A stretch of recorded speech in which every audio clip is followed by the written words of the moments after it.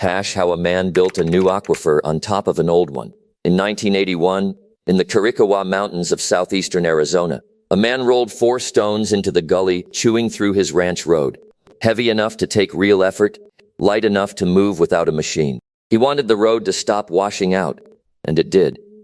Then August came. 105 degrees, blowing dust. Every plant on the slope curled brown except one green patch in the shadow of those rocks. The man was Josiah Austin. Valer Clark saw it alongside him. Between them, they had not a day of training in hydrology. By their own telling, that patch of green is where the whole thing began. It carried Austin to far tougher ground, 33,000 acres near Willcox, named for a Cienega, a marsh in the desert. By his own reckoning, it had been bone dry for over a century. The valley beneath was quietly emptying. Roughly 6 million acre-feet had been pumped from the Willcox Basin in 75 years. The water table dropped 200 to 300 feet. The ground itself sank more than 11 feet and split open into almost 50 miles of fissures. 71 wells had gone dry. One man's reply to all that was cementing rock into empty streambeds. Downstream ranchers in Sonora, below Clark's structures, said she was stealing their water. Jose Manuel Perez, who ran their foundation, still recalls the line that trailed her. That woman is crazy. Bill Zedek, New Mexico's best-known restoration hand, warned the wire rock baskets everyone relied on would eventually fail. And in Australia, home of the modern method, government scientists said it only worked on small creeks. Then the government came to measure it and got 2 answers at once. The rocks never touch the deep aquifer. That water is thousands of years old and arrives by a path no channel can touch. And yet the ground beneath those rocks now stays wet most of the year, in a wash that runs a few hours a year. This is how a man grew a new aquifer on top of an old one. Stick around to the end, and if you pick up something new, I'd be grateful for a subscribe and a like. The proof is written on the map. Cienega Ranch, Cienega Draw, Cienega Creek, 45 miles west. The word is scattered across southern Arizona like a receipt for something that used to be here. A cienega is a spring-fed wetland, soaked year-round, its soil black and spongy with roots. When Dean Hendrickson and W.L. Minkley described these systems for Science in 1985, they led with the oddest detail. A mature cienega has no channel at all. Water spreads across a wide, flat surface, held by its own mat of roots. Strip that mat away, and the water starts to cut a channel. By the mid-1880s, more than 400,000 cattle grazed these canyons, a cow on every 12.5 acres. Old accounts describe grass belly-high to a horse. 10 years later, it was gone. Then the rains hit hard, 3 straight years, 1890 to 1892, and drought followed. With no cover left, runoff gathered speed and cut. Geologists call it arroyo cutting. Water carved trenches 20 feet deep through soft valley fill, each one a drain.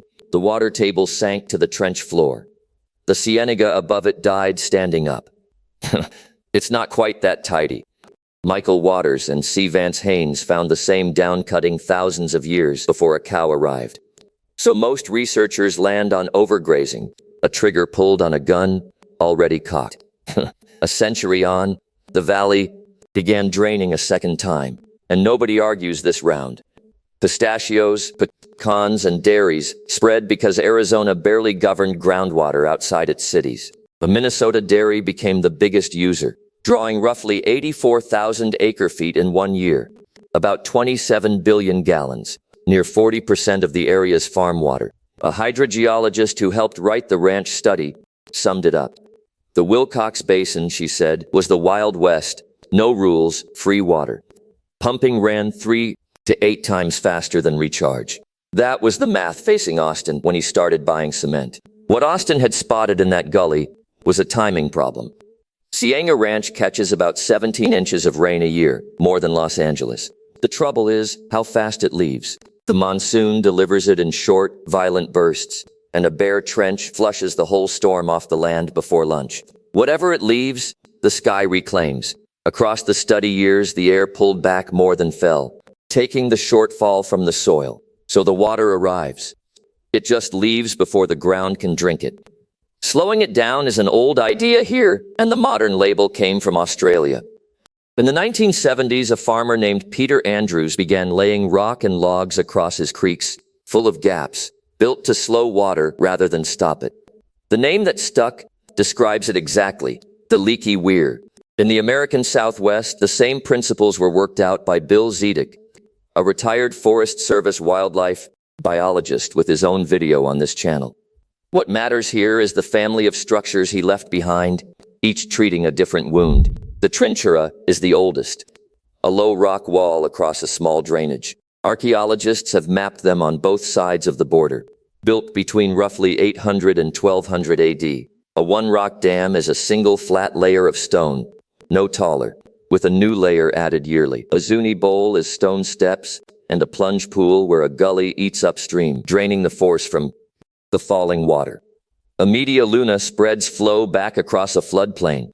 Any of them can be finished by a few people with shovels in a day. Austin's early work used what nearly everyone used then, the gabion, which fails in a signature way. The wire frets through. A flood scoops out the base. The basket rolls. Then the structure itself becomes debris tumbling downstream, doing more harm than the flood alone. That left him a design puzzle that took the better part of 2 decades. He needed something that leaked like a gabion and lasted like a dam. What sits in Cienega Draw today looks plain, angled rock, loosely mortared, low and wide across the flow. The largest stands about 7 feet high and runs 260 feet across. The difference is underneath. The rock is keyed straight into exposed bedrock. A flood can't dig beneath a structure locked to the canyon floor, which is why this style needs a broad channel with rock in its bed. It still lets water pass because the law demands it. Arizona runs on prior appropriation, and downstream rights are senior property.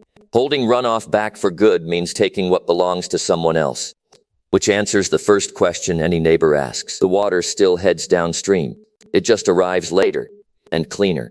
What the weir keeps is the load the water is hauling. A desert flood is a slurry, sand, silt, gravel, shredded plants, closer to wet concrete than to a river. Have its speed, and the current can't carry the coarse fraction. The sand settles behind the wall and stays, and sand was what Austin was truly after. Sand is pore space. Sand is storage. A bed of clean sand on bedrock behaves like a small aquifer, and every flood thickens it. Slower water drops sand. Sand carries water down. Water that goes down is beyond the reach of the sun, which raises the obvious worry. What happens when it fills? The smaller of the 2 monitored weirs filled with sediment in 2 years, and that is the design doing its job. A filled weir is a buried sandbank holding water. When it tops out, you build the next course on top. 15 have gone into the ranch since 2014. Nobody has published their cost. The only honest answer is what goes into them. Local rock, cement, labor, and time. What nobody could yet say was what the rocks did to the water. So the government came to measure. The work was led by Laura Norman, a research physical scientist with the U.S. Geological Survey in Tucson, who runs its arid land water harvesting study and named the approach Natural Infrastructure in Dryland Streams, or NIDS. It ran 475 days. The design was a comparison. 3 neighboring catchments, 2 with a weir at the outlet, 1 left alone as a control. Loggers in wells tracked the water table. Crest gauges marked the high line of floods nobody would be there to see.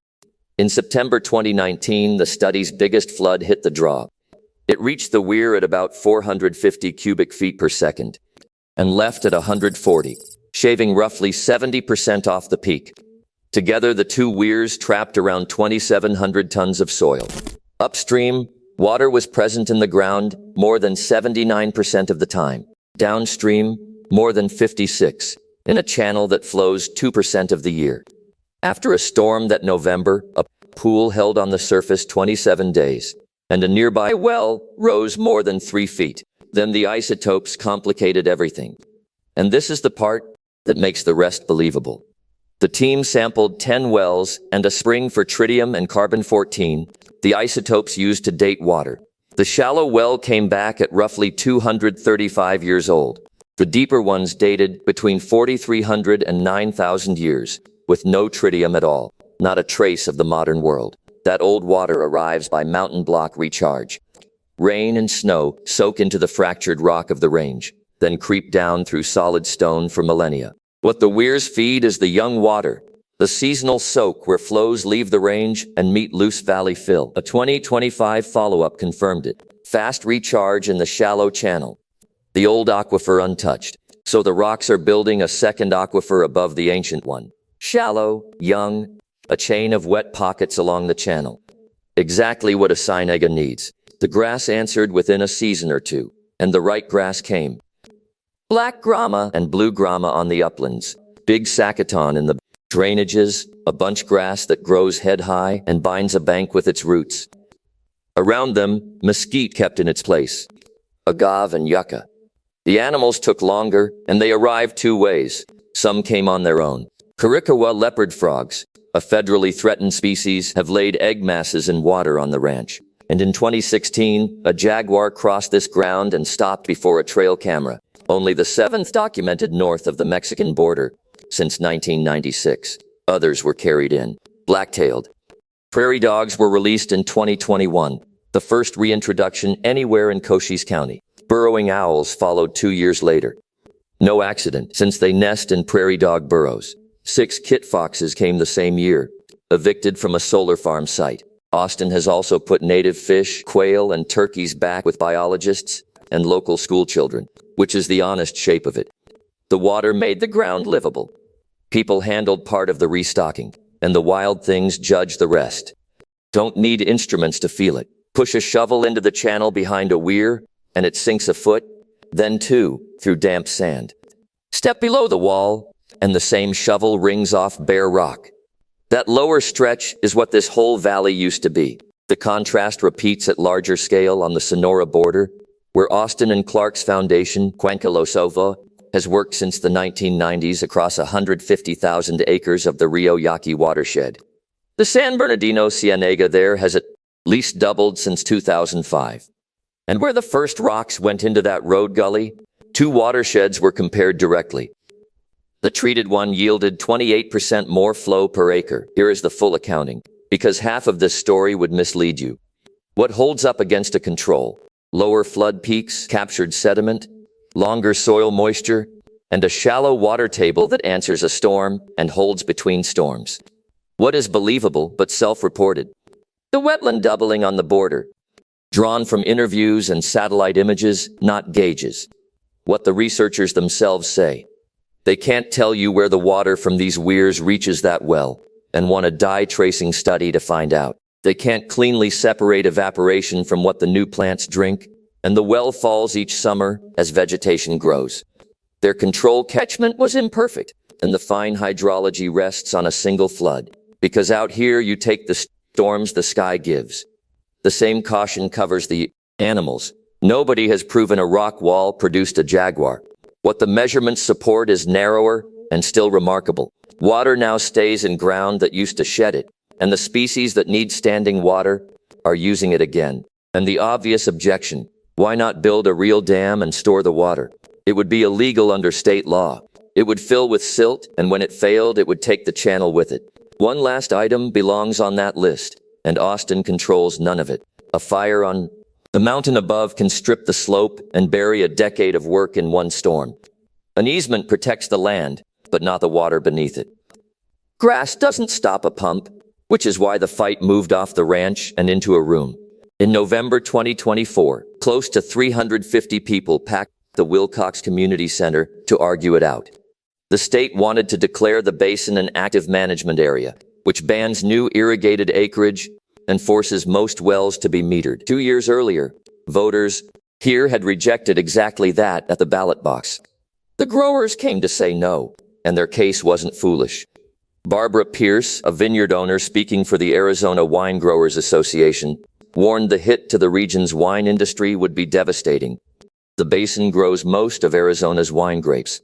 Chad Preston, another grower, argued regulation would choke growth without fixing the overdraft at all. Their point was fair. Nobody in that room had broken a law. Arizona invited the farming. in, left the water unmetered for decades, then moved to cap the people who came while the door stood open. Then their neighbors spoke. A resident named Janet Randall told the room that uneven sinking had split her house in two, leaving it unsafe and unsellable. 4 weeks later, Water Director Tom Bushatsky designated the basin anyway, the first such area in state history created by an official rather than a local vote. Existing users keep pumping.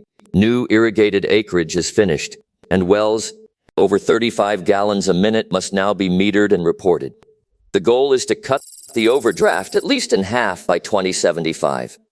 The room still doesn't agree, but the split is narrower than it sounds. Ed Curry, a chili grower in the basin, welcomed the decision because it halted new drilling and blocked expansion.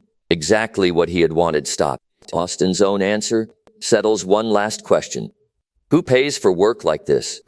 He sold conservation easements and put the proceeds into buying and repairing more land. 27,000 acres of that ranch can never be developed. All of it comes back to a bank of sand behind a low wall of rock. Someone once asked Austin how he could tell the work was doing anything. His answer had no science in it. From his front porch, he said, he now looks out over a sea of grass instead of dust. 15 piles of rock will never refill the Willcox Aquifer. They prove something smaller and more useful. This ground still remembers how to hold water. So how much of the land we wrote off is only waiting? A veterinarian in Oregon asked that, and his own state fined him for the answer.